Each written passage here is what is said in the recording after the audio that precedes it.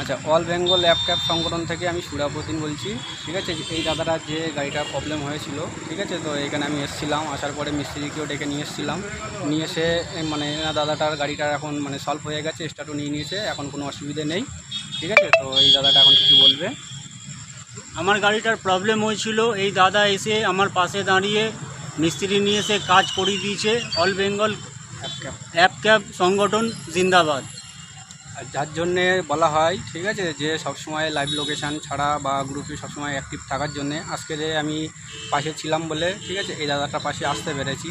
তো এইভাবে একে অপরকে সব ড্রাইভারদের যদি একসঙ্গে পাশে থাকা হয়, তো আশা করি নেক্সট টাইমেও কখনও কোনো ড্রাইভারের প্রবলেম হবে না। যদিও কোনো প্রবলেমে পড়ে যায়, তো মানে ইমিডিয়েটলি কেউ না কেউ ড্রাইভাররা তার পাশে দাঁড়াতে পারবে। যেমন এটা মানে এই দাদাটার প্রবলেমটা হয়েছিল, আমি এই ড্রাইভারে মানে এই দাদাটার পাশে এসে দাঁড়াতে পারলাম।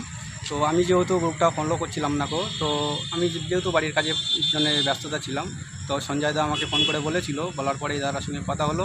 তারপরে আমি এখানে আসলাম, এসে দেখলাম যে এই দাদার এই প্রবলেম হয়েছে। তো আসার পরে এখানে মোটামুটি ইনি যেহেতু ওনার বাইরে বাড়ি, এখানে আশেপাশে ওনার কোনো মানে জানাশোনাটা নেই, আমি ছিলাম বলে এই দাদাটা আজকে সলভটা হয়ে গেছে। তো এরকম যদি সবাই একে অপরকে মানে হেল্প করতে থাকে বা লাইভ লোকেশান গ্রুপে সবসময় অ্যাক্টিভিটি থাকে, তো আশা করি কোনো ড্রাইভারের কোনো প্রবলেম হবে না। তো অল বেঙ্গল অ্যাপ ক্যাব সংগঠন জিন্দাবাদ।